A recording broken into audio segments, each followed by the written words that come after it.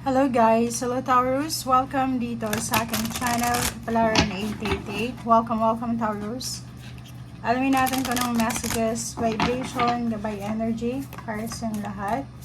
Ito ay general reading, so pwede kang makaresonate. Gamitin mo yung intuition, Taurus, sa panunod sa reading na to. So, if bago ka sa aking channel, please, wag mong kakalimutan i-press ang notification bell para ikaw yung maging updated ka. So, mga update ka sa every upload na ginagawa ko. Okay, so number one, intention, consciousness, and number 3, energy. So, nakikita ko sa'yo dito na siguro may mga Taurus dito na maraming mga windows, doors na nag-close para sa inyo. Pwedeng may ina-applyan kang trabaho tapos hindi ka natanggap, or even relationship. Etong mga doors na to na nag-close para sa iyo ay kailangan mo nang i-let go. Okay? So wag mo nang, like relationship, may gustong-gusto kang relationship na makuha, or partnership, collaboration, or even work or company. May gustong-gusto kang company na pasukan pero talagang hindi para sa iyo. So kailangan mo nang i-let go. Okay? Kailangan mo nang i-let go. Kailangan mo nang mag-move on dyan. And kasi kung makikita mo dito, merong magbubukas sa'yo na isang positive na new beginnings. It's a positive portal. It's either money or career. Pero kung makikita mo dito, sobrang prosperous. Diba? So, abundant yung energy. So, kung ano man to na kailangan mong i-let go, kailangan mo nang i-let go. Okay? Huwag mo na siyang i-pursue pa kasi hindi yan para sa'yo. Ito yung para sa'yo na darating. So, it's a positive news ang posibleng dumating sa'yo. And isipin mo na yung mga nangyari sa'yo, like yung mga rejections na yan, ay may hidden message yan or hidden blessings na posibleng ibigay sa'yo ang universe. So, yung mga rejections na natanggap mo ay kailangan mong kumbaga gamitin mo siya as motivation para mag-succeed ka sa buhay. Wag mo siyang parang ilagay sa negativity, 'di ba? Like yung iba pag nare-reject, nagiging bitter yung ugali nila. Ikaw sinasabi dito na still be positive kahit may mga rejections, kasi ang daming new beginnings na darating sa'yo in the, for example, 1 month or 1 year. Plus number 1, ang daming number 1, 11, manifestation. So talagang may ma-manifest ka talaga. May ma-manifest ka.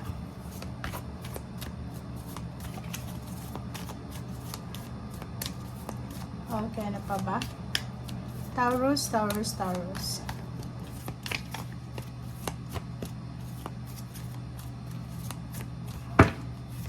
Okay.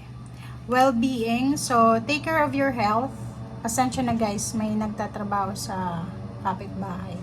So, if nakakarinig kayo ng ganyan, pasensya na. Well-being, take care of your body, take care of your health, mental health, physical health, financial. Be careful sa mga expenses. Yung mga expenses na hindi naman kailangan, make sure na i-balance natin, i-manage natin yung ating resources correctly. Okay? So, kung makikita mo dito, sinasabi sa'yo dito na yung strength mo, yung lakas loob mo, or yung lakas mo. So, make sure na maging positive pa rin tayo sa buhay kahit na may mga dumadaan sa atin na hindi maganda, parang ganon.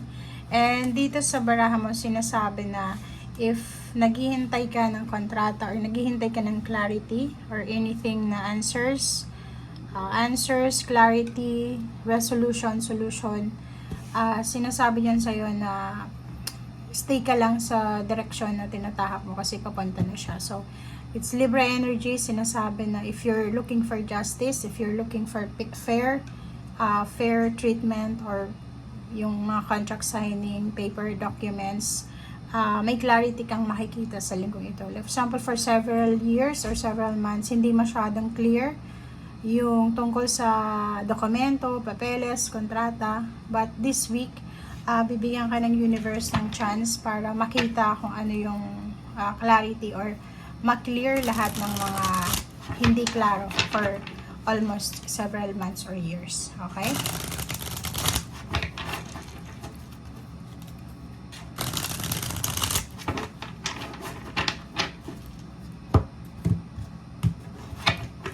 Okay. First card natin sa isang deck na to is yung King of Swords. Sinasabi na you're moving out from situation na hindi na maganda. So, parang nakikita natin na yung focus mo ngayon is for the future and positive future. So, itong King of Swords is parang sinasabi na paalis ka na sa sitwasyon na hindi maganda or paalis ka na sa sitwasyon, emotion, environment na alam mong hindi na makakabuti sa'yo. Temperance, kailangan mo dito ng pasensya. So, if in case na on process ka ng moving in or moving out or moving on, pasensya yung kailangan mo daw. So, dagdagan mo pa yung pasensya, yung pagtatsaga, paghihintay na ginagawa mo sa ngayon. Okay? Kung makikita mo dito, in a few weeks or few days or pwedeng next year or last month of the year, 2024, bibigyan ka ng pagkakataon ng universe, ng ating Panginoon, ng choice na mapili mo or makapili ka ng direksyon kung saan mo makukuha or mahahawakan itong financial success or financial gain. So, ibig sabihin, bibigyan ka ng universe ng pagkakataon na makuha, ma-manifest yung mga bagay-bagay na matagal mo nang minamanifest or pinagpipray or yung mga bagay na alam mong parang imposible na. Okay? So, this week then, may rason ka para mag-celebrate. So, maraming rason, maraming blessings ka. And then, yung openings dito, yung portal, financial emotional portal na mag-open sa'yo, na siya yung magiging rason para mag-celebrate ka. Okay? And sa relationship din, parang nakikita ko sa'yo na isang decision making ang gagawin mo with your loved ones, intimate, family, friends, or kung sino man ito. Nakikita natin isang decision making ang gagawin mo na pwedeng magdala sa'yo and the rest ng celebration. Okay? So, yung iba sa inyo dito, kasalukuyang namomroblema dito sa financial nyo. So, pwedeng yung iba, may mga financial burdens kayo na or pwedeng obligations. So, marami kayong obligations, marami kayong kailangan i-settle sa usaping pera, trabaho, negosyo, or love life. So, yung iba din, parang kailangan ng konting pahinga kasi sobra-sobra na silang busy or sobra silang abala sa kanilang pagtatrabaho. So, sinasabi sa'yo dito na kailangan nyong magpahinga, kailangan nyong unahin yung sarili nyo. And umiwas ka sa away, sa gulo, sa competition. Ito lang yung negative dito.